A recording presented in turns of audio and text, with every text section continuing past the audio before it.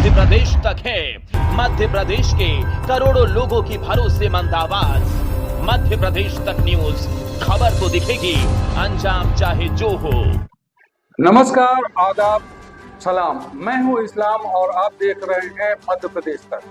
मध्य प्रदेश में हम दो टुक की बात करते हैं और इस दो टुक में हम आपको राजनीतिक सामायिक घटनाओं पर चर्चा करते हैं। अब इस समय लोकसभा की रणवेदी बच चुकी है और मध्य प्रदेश की प्रमुख विपक्षी पार्टियां और सत्ता पक्ष की पार्टियों ने अपने अपने योद्धाओं को तय कर दिया है। हम बात करेंगे बिंद की। बिंद में 4 लोकसभा सीटें आती हैं और उन 4 लोकसभा सीटों में दोनों प्रमुख विपक्षी पार्टियों ने अपने अपने योद्धाओं को तय कर लिया है। तो हम सबसे पहले बात कर रहे हैं शहडोल की। शहडोल में भाजपा ने जहां हिमाद्री सिंह को अपना प्रत्याशी बनाया है, इसके पूर्व हिमाद्री सिंह लोकसभा उपचुनाव में भी सांसद रह चुकी हैं। वहीं कुल मिला के अगर कांग्रेस की बात करें तो कांग्रेस अभी चेहरे की तलाश में है कि शहडोल लोकसभा से किसे अपना वो चेहरा बनाए।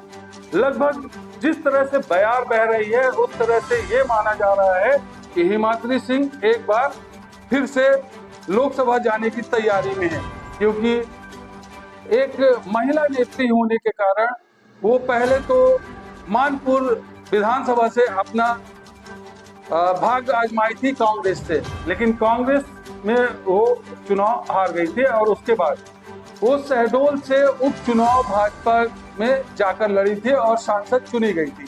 एक बार फिर से भाजपा ने हिमाद्री सिंह को अपना प्रत्याशी बनाया है। तो वहीं हम बात करते हैं सीधी लोकसभा सीट की। सीधी में 2 जिले आते हैं और उन 2 जिलों में सीधी और सिंगरौली है। यहीं से रीति पाठक लगातार 2 बार सांसद चुनी जा चुकी थी भाजपा से। एक महिला चेहरा प्रदेश में हुआ करता था, लोकसभा का प्रतिनिधित्व किया करती थी। अब क्योंकि भाजपा ने उन्हें विधानसभा चुनाव लड़ाया, अब वो प्रदेश की राजनीति में सक्रिय हो गई है, इसलिए भाजपा ने अपना प्रत्याशी डॉक्टर राकेश मिश्रा को बनाया है। तो वहीं कांग्रेस ने युवा चेहरे कमलेश्वर पटेल, पूर्व मंत्री और ACCI के सदस्य कमलेश्वर पटेल को अपना प्रत्याशी बनाया है। अब देखा जा सकता है कि सीधी लोकसभा का चुनाव इतना आसान नहीं होगा, क्योंकि जितना दमखम कमलेश्वर पटेल रखते हैं उतना ही दमखम भाजपा अपना पूरा जोर लगाएगी, क्योंकि कमलेश्वर पटेल पूर्व मंत्री भी रह चुके हैं मध्य प्रदेश शासन में और वर्तमान में उन्हें AICC का मेंबर भी बनाया गया था। इसलिए अब सीधी लोकसभा का जो मुकाबला होगा वो महामुकाबला होने जा रहा है। अब हम बात कर रहे हैं रीवा लोकसभा सीट। रीवा लोकसभा सीट से लगातार 3 बार सांसद रह चुके जनार्दन मिश्रा को एक बार भाजपा ने फिर से अपना लोकसभा का प्रत्याशी बनाया है। हालांकि कहने के लिए तो जनार्दन मिश्रा के पास में कुछ नहीं है, लेकिन जिस तरह से मोदी बयान में सब बहते चले आ रहे हैं, फिर से इस बार लोकसभा में रीवा से जनार्दन मिश्रा को लोकसभा का टिकट दिया गया है और उसी बयान में एक बार फिर से वो सांसद जाने की तैयारी कर रहे हैं। तो वहीं कांग्रेस अभी अपने प्रत्याशियों का चेहरा नहीं बता पाई है। हालांकि कई चेहरों के नामों पर चर्चा हो रही है, जिसमें से सबसे पहला नाम आता है अजय मिश्रा बावा, जो वर्तमान में रीवा के महापौर हैं और कई बार के बाद कांग्रेस ने रीवा में अपना महापौर बनाया है, जिताया था। तो वहीं अगर हम बात करें तो दूसरा बड़ा नाम आता है राजेंद्र शर्मा का। राजेंद्र शर्मा लगातार 2 बार विधानसभा चुनाव रीवा से लड़ चुके हैं और हार चुके हैं, लेकिन उनके नाम की भी चर्चा इस लोकसभा के लिए की जा रही है। तो वहीं तीसरा नाम कविता पांडे का आता है। कविता पांडे भी श्रीनिवास तिवारी के परिवार से आती हैं और अपना एक अलग वर्चस्व रखती हैं। कविता पांडे भी अपनी दावेदारी दमखम के साथ ठोक रही हैं। तो सबसे ज्यादा किसी नाम की अगर चर्चा है तो वो है नीलम मिश्रा। नीलम मिश्रा पूर्व जिला पंचायत अध्यक्ष रह चुकी हैं और वर्तमान सिमरिया विधायक अभय मिश्रा की पत्नी है।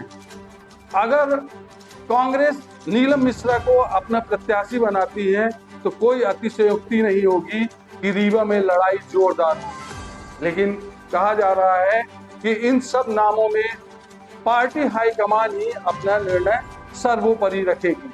तो पांचवा नाम जो आ रहा है वो है देवराज पटेल का। देवराज पटेल भी कांग्रेस से अपनी दावेदारी ठोक रहे हैं।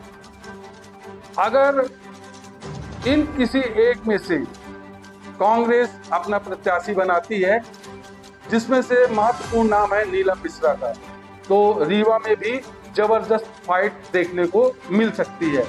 अब हम बात कर रहे हैं चौथी लोकसभा सीट का, सतना का। सतना में किसी भी प्रकार से जो प्रत्याशी हैं, एक तरफ भाजपा ने 4 बार के सांसद रह चुके गणेश सिंह को अपना प्रत्याशी बनाया है, तो वहीं लगातार तीसरा चुनाव अब लड़ने जा रहे हैं कांग्रेस के प्रत्याशी सिद्धार्थ कुशवाहा उर्फ डब्बू।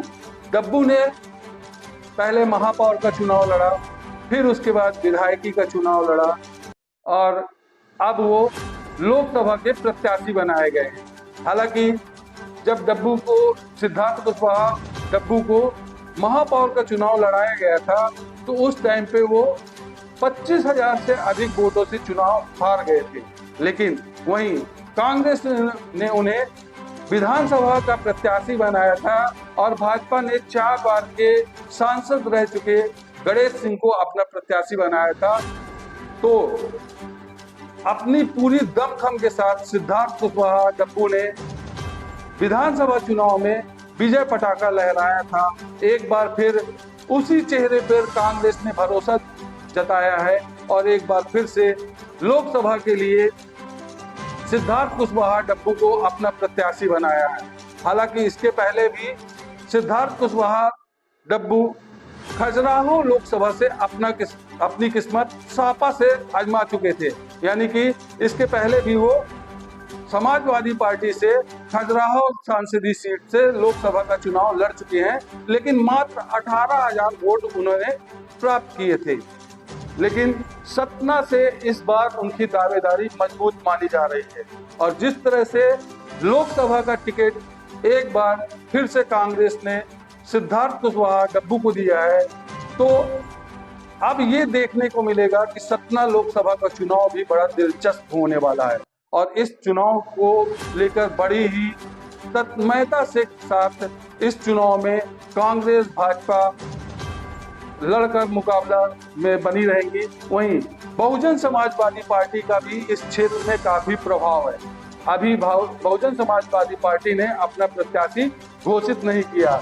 हम बात करें अगर 2014 की, तो 2014 में एक बड़ा उलटफेर हुआ था, जिसके बाद सतना सांसद लगभग 8,000 कुछ वोटों से ये लोकसभा चुनाव जीते थे। लेकिन 2019 में जहां मोदी बयार बह रही थी, उसी मोदी बयार में लगभग 2,38,000 वोटों से गणेश सिंह सतना लोकसभा चुनाव जीते थे। अब 2024 का चुनाव सामने है। 26 तारीख को सतना लोकसभा की वोटिंग होनी है, जिसके लिए गणेश सिंह भाजपा से प्रत्याशी बनाए गए हैं, तो सिद्धार्थ कुशवाहा डब्बू कांग्रेस से प्रत्याशी बनाए गए हैं। अब देखना होगा कि ये मुकाबला कितना दिलचस्प होता है। तो ये थी विंध्य की 4 लोकसभा सीटें, जिसमें शहडोल, सीधी, रीवा, सतना आती हैं। जहां शहडोल लोकसभा सीट में 3 जिले आते हैं, उमरिया, अनूपपुर और शहडोल। तो वहीं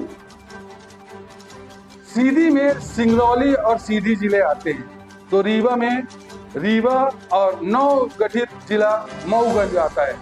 तो सतना लोकसभा सीट में भी 2 जिले आते हैं, सतना और नवगठित जिला मैहर। इस तरह से अगर देखा जाए तो कुल मिला के विंध में जो मुकाबला होने वाला है वो 2 मुख्य पार्टियों के बीच में होने वाला है, भाजपा व कांग्रेस। और भाजपा कांग्रेस ने दोनों ने अपने अपने प्रत्याशी कुछ जगह में तय कर दिए हैं, जिसमें 26 तारीख को होने वाला चुनाव सतना लोकसभा के लिए बड़ा ही दिलचस्प होने वाला है। तो ये थी विंध्य से जुड़ी कुछ खबरें। हम आपको आगे भी कुछ रोचक जानकारियां उपलब्ध कराएंगे और राजनीतिक समीकरणों से आपको वाकिफ कराएंगे। तब तक के लिए मुझे इजाजत दें। नमस्कार, जय हिंद। न बेमतलब के मुद्दे, न बेमतलब की बहस, खबर सिटी से लेकर गांव तक की, संसद से लेकर सड़क तक की, मध्य प्रदेश तक है। मध्य प्रदेश के करोड़ों लोगों की भरोसेमंद आवाज। मध्य प्रदेश तक न्यूज, खबर तो दिखेगी, अंजाम चाहे जो हो।